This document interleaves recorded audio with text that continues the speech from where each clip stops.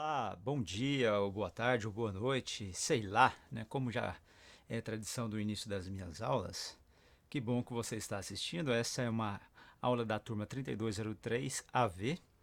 Mas se você é do segundo ano e estuda no Instituto de Educação e Artes Gustavo Ritter, seja bem-vindo. Não importa o seu turno, este conteúdo é o mesmo para as turmas de segundo ano. Então, essa é a nossa primeira aula. Então, vamos embora. Vamos começar com uma breve revisão, então, né, dos assuntos que vocês praticamente acabaram de ver no primeiro ano, ou seja, no ano passado. Temos a notação musical, vemos como as notas são escritas, né, o porquê dos nomes das notas, né, da sequência das notas. Temos a pauta também, né, uma pequena forma de se organizar, né, a escrita musical, né? Temos então quatro espaços, cinco linhas, notas suplementares, superiores e inferiores, né? Assim como espaços também, linhas e tudo mais. Temos as notas, né? Nas próprias alturas, né? No meio dessa pauta. Temos as cifras também, que são letras que substituem os nomes das notas. Temos as claves, né? Clave de sol, clave de fá, clave de dó.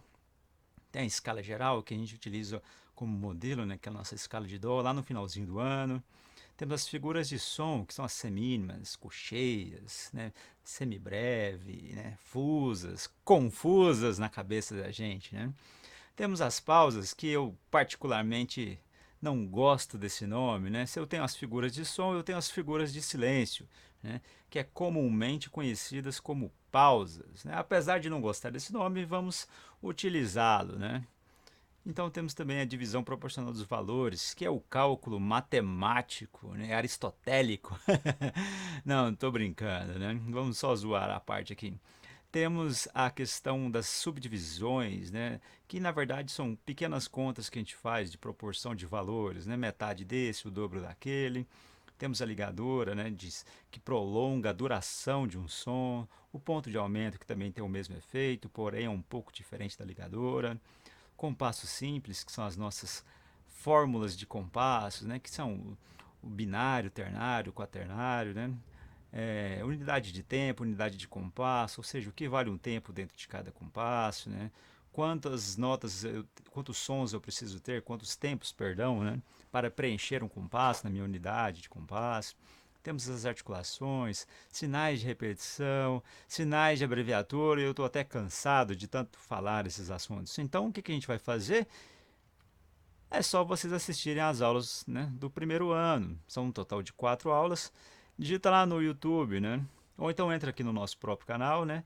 E procura lá as turmas da 3105. São quatro aulas, né? Aula um, 2, 3 e 4, com conteúdo do ano inteiro. É a melhor maneira de você fazer uma revisão, né? Muito prático, muito rápido, tudo pronto.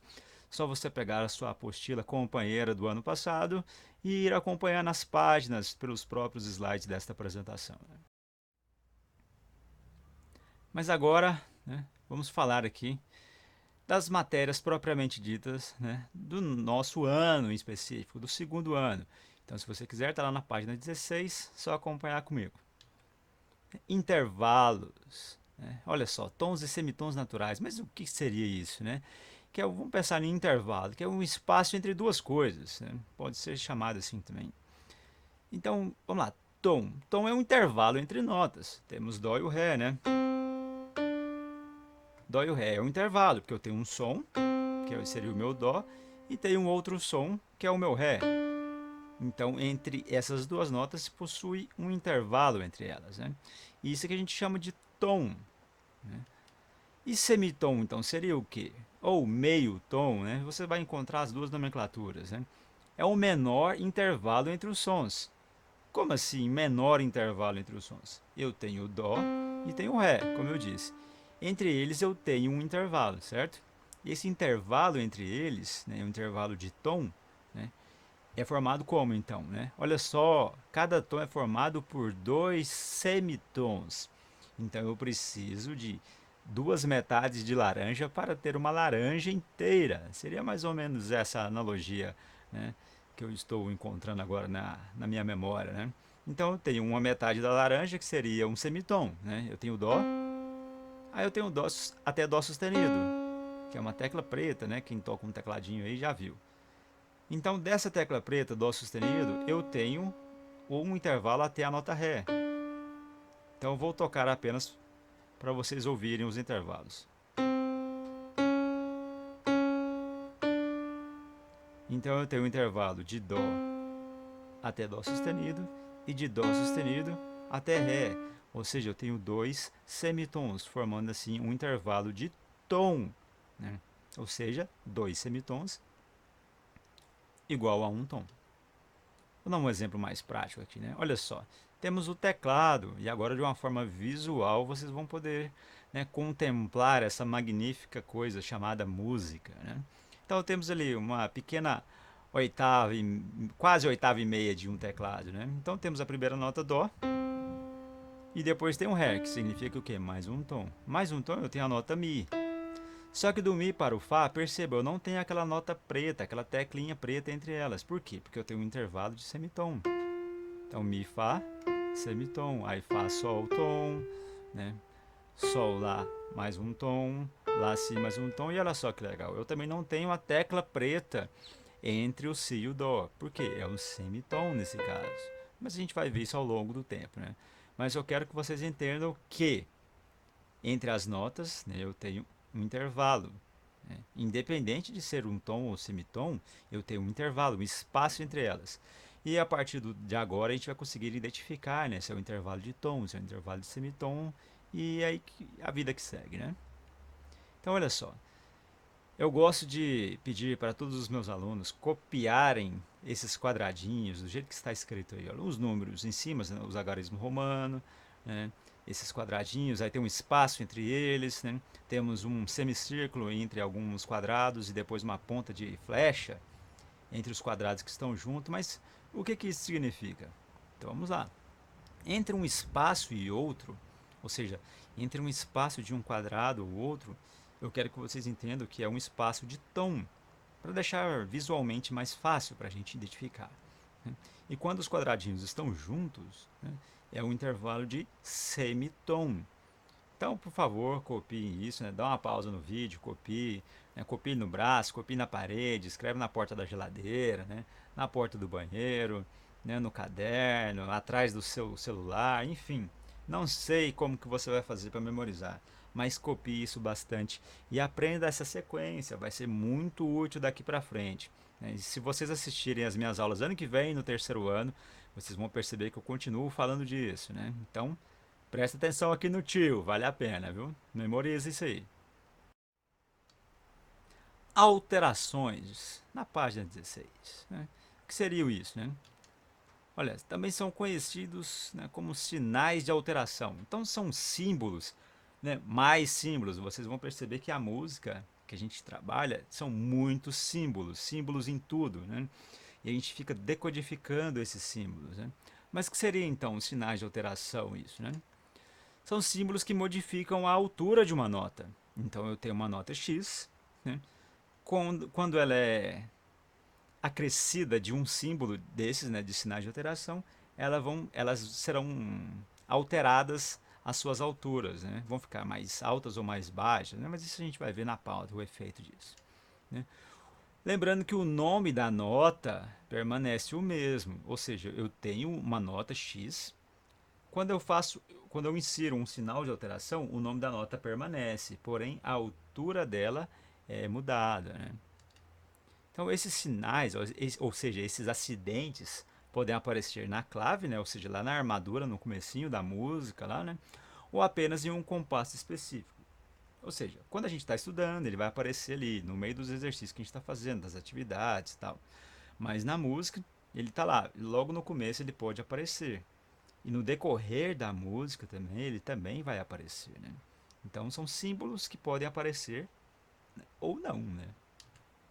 Então vamos lá. O primeiro símbolo é o sustenido, também conhecido como forquilha, jogo da velha, ou o famoso hashtag que está na moda na internet, né? O que que ele vai fazer? Ele vai levar a nota em um semitom. Lembra lá o que eu falei que era tom, semitom? Semitom na metade de um tom? Ah, então vamos ver o efeito que isso tem. Por exemplo, eu tenho a nota Dó. certo? Essa é a nota Dó que eu estou tocando. Porém, se eu tiver, né, uma nova nota Dó, perceba que a nota está lá na mesma linha. Só que agora eu tenho lá o hashtag, né, ou a forquilha, né, sei lá o nome que você vai dar para isso aí, né? O que eu vou ter que fazer agora? Eu tenho essa nota Dó e agora eu tenho o hashtag, né, ou a forquilha, ou sustenido na nota Dó. Então eu vou pegar essa nota, que a primeira é essa, e vou elevá-la um semitom acima, né? Elevá-la acima, né? Mas é isso mesmo, reforçando para vocês entenderem. Então eu tenho a primeira nota, ela sustenida, ficará dessa forma. Ou seja, eu tenho uma nota e elevo um semitom acima. E o dobrado sustenido? O que seria o dobrado sustenido então, né? Se eu tenho um sustenido que eleva um semitom, o dobrado, né, por eliminação, né, eu dobro o sustenido. Então seriam dois sustenidos? Isso, exatamente. Eu elevo a nota em um tom. Lembra lá, o nome da nota permanece o mesmo, porém o som dela é mudado, a altura dela, né, é alterada. Então eu tenho Dó. No exemplo anterior eu coloquei um sustenido, certo? Ficou Dó sustenido. Nesse exemplo vai ficar, olha só, na mesma linha, né? Dó, porém agora Dó dobrado sustenido. Ah, mas professor, agora é outra nota. Sim, sonoramente terá o efeito de outra nota. Né? Para quem toca um pouquinho de teclado já vai perceber. Eu estou tocando a nota Ré. Então eu toco Dó e Ré. Mas na pauta, na partitura, né, o nome disso se chama Dó dobrado sustenido. Por quê? Porque eu peguei a nota Dó e a elevei um tom. Eu empurrei ela para cima. Perceba que o nome permanece o mesmo, mas o som é diferente. Então, dando continuidade, o nosso próximo sinal de alteração é o bemol. Ele vai rebaixar a nota em um semitom. Lembra? O sustenido eleva. E o bemol vai rebaixar a nota em um semitom. Por exemplo, eu tenho agora a nota Lá. Então eu tenho a nota Lá, beleza. O que eu vou fazer? Eu quero colocar um bemol nela. Então como que vai soar? Eu pego a própria nota Lá, que é essa, e a desço um semitom. Perceba, a nota anterior, a primeira nota. Lá. Agora o que a gente chama de Lá bemol. Lá. Lá bemol. A regra continua valendo. O nome da nota permanece o mesmo. Porém, o seu som é alterado. Eu tenho um Lá, agora eu tenho um Lá bemol, certo? E agora eu tenho o dobrado bemol. Eu não tinha o dobrado sustenido, que elevava a nota em um tom. Agora eu tenho o dobrado bemol, que rebaixa a nota em um tom. O nome da nota permanece o mesmo, porém o som é diferente. Eu tenho a nota Lá, que no exemplo anterior eu coloquei Lá bemol. Agora eu tenho a nota Lá com o dobrado bemol. Ah, mas professor, agora eu estou tocando a nota Sol. Sim, porque você tem o efeito sonoro, certo? Da nota Sol, da altura do Sol. Porém, ela está grafada, ou seja, ela está escrita, registrada na partitura com a nota Lá dobrado bemol. Ah, mas para que serve isso? Ah, a gente vai ver para que serve isso durante muito tempo e muitos anos da vida nossa. Por quê? Porque esses sinais de alteração são feitos para fazer pequenos ajustes no que? Na escala que a gente está trabalhando. Né? Então a gente vai ver isso daqui a pouquinho. E tem o B quadro. O B quadro ele vai fazer o que? Ele vai remover a alteração. Como assim remover? Ele vai tornar inútil a alteração. Ele vai retirar a alteração. Então eu tenho, por exemplo, agora Lá sustenido, que é essa notinha bonita aqui. Aí se lá, logo à frente aparece escrito assim, esse B quadro, né, esse símbolo do B quadro, o que vai acontecer? Eu vou ter que retirar esse sustenido. Então o que era Lá sustenido vai passar a ser Lá natural. Isso vale para qualquer nota, para qualquer acidente, para qualquer sinal de alteração. Então sustenido eleva um semitom, dobrado sustenido eleva, né, a nota a um tom acima do registro dela atual.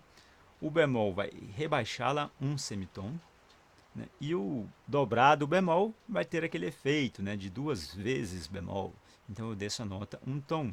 E o B quadro é o antídoto, né, para esses sinais de alteração. Ele irá remover o efeito dela. Enarmonia, ou nome bonito, né? Enarmonia. O que seria enarmonia, então? Nomes diferentes e mesmo som. Como assim? Nomes diferentes, porém têm o mesmo som, né? A regra mais importante que eu quero que vocês observem: não são a mesma coisa. Mas, professor, tem o mesmo som e não é a mesma coisa? Não, não é a mesma coisa, né? Por quê? Porque você precisa ter opções, nomes diferentes, né, para tratar de coisas diferentes.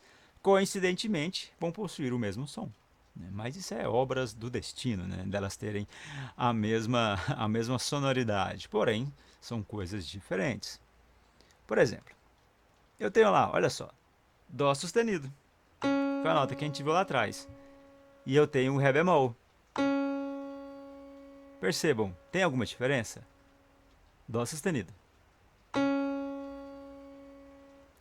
Ré bemol. Eita, é o mesmo som. Exatamente, é o mesmo som. Mas não tem nomes diferentes? Tem nomes diferentes. Um é Dó sustenido, o outro é Ré bemol. Ai, professor, para que essa confusão toda? Não é uma confusão toda, porque vocês ainda não começaram a estudar as outras coisas, né, que são diferentes, para a gente poder usar os nomes diferentes, apesar de terem o mesmo som. Por enquanto é uma aula conceito, né? Estou falando sobre os conceitos, definições de termos, né? Igual eu fiz bastante na aula do primeiro ano. Para quem assistiu, lembra da minha didática, né? Sabe como é que eu trabalho os conceitos, né? Demorado, né? Bem lento, né? Bem trabalhado, né? Então, ó, semitom cromático e diatônico. Eita, olha só que nome, que palavrão para uma coisa tão simples, né? O que seria isso, então? Semitom não é a metade de um tom que a gente viu lá? Sim. Então eu tenho duas formas de tratar esses semitons cromáticos e diatônicos, né? Olha só. Cromático por quê, né? Diatônico por quê, né? Olha lá, semitom natural. O que seria um semitom natural? Né? São encontradas aonde, né? Olha só, entre o Mi e o Fá. Lembra? Mi e o Fá, que a gente viu lá no comecinho dessa aula, né? E o Si e o Dó. Lembra também que eu mostrei lá, né? Eu expliquei, mas agora eu vou mostrar de verdade, com o auxílio de um pequeno tecladinho para vocês perceberem. Olha só, essas notas mais acinzentadas, né? Eu tenho então o Si e o Dó. Tá vendo que estão juntinhos? Não tem tecla preta entre eles. E agora eu tenho o Si e o Dó. Tá vendo? Eu não tenho essa tecla preta, esse espaço, né? Esse intervalo de tom entre as teclas. Eu tenho um intervalo então de semitom. E isso é o que a gente chama de semitom natural. Agora tem um semitom cromático. O que seria cromático então, né? Mesmo nome, lembra lá, ó, mesmo nome. Olha, ou seja, eu tenho dó e tenho dó sustenido. Ou seja, eu toquei dó e depois dó sustenido. O meu cromático, então, vai me dizer que eu tenho o mesmo nome.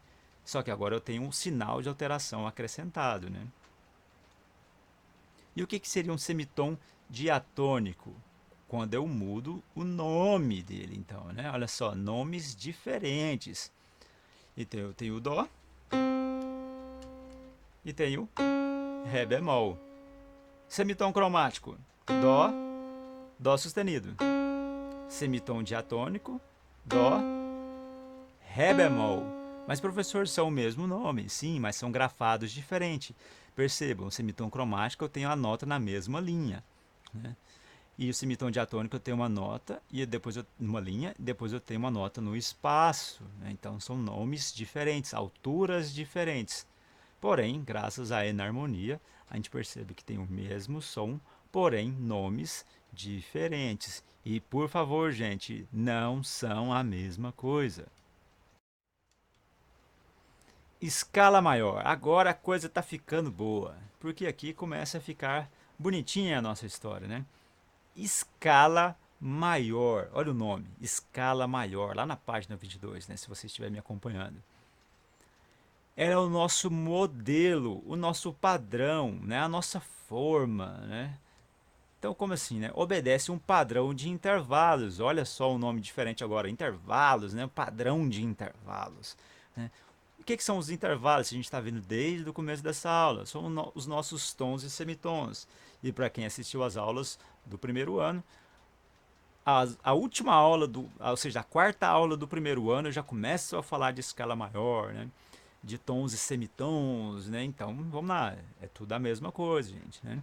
Então, vamos lá. Obedece um padrão de intervalos, é o nosso modelo, né? Então, o que é isso? Qual que é esse padrão de intervalos? Como assim, padrão? É o nosso intervalo de tom, tom, semitom, tom, tom, tom, semitom. Nossa, mas como assim? Decore isso, né? Começa a falar assim, ó, tom, tom, semitom, tom, tom, tom, semitom. Fica falando isso o dia inteiro, né? Como se fosse um mantra, né? Aí você vai acabar fixando isso na sua mente. Porque esse é o nosso padrão de intervalo. Padrão de intervalo do quê? Da nossa escala maior, né? Então, ó, temos as tonalidades, as escalas e os sinais de alteração, que a gente acabou de ver, né? Sinais de alteração, bemol, sustenido, escala, que a gente está vendo agora, e tonalidade, por quê? Porque eu tenho alturas diferentes, eu tenho tons diferentes, né? Olha só os nossos quadradinhos lá de trás novamente, né? Então aí, ó, o que são isso? Tom, tom, semitom, tom, tom, tom. Como assim, professor? Eu tenho dó, certo? Que é a nossa primeira nota. Depois dela eu tenho o quê? Um intervalo de tom. Então eu tenho a nota Ré. Se eu tenho a nota Ré e depois eu tenho um espaço, né? Um espaço, lembre que é um intervalo de tom. Então eu tenho a nota Mi. Depois eu tenho o quê? Olha só, estão juntinhos. É um intervalo de semitom. Então eu tenho a nota Fá. Tendo a nota Fá, olha só, mais um espaço. Intervalo de quê?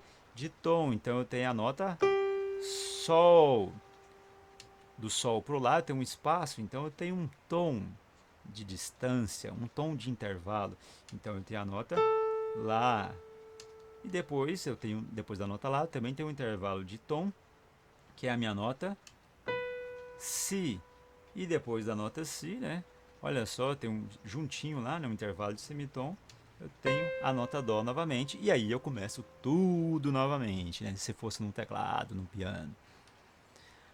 Essa é a representação do que eu acabei de fazer, né, com os quadrados, porém na pauta, ou seja, na partitura.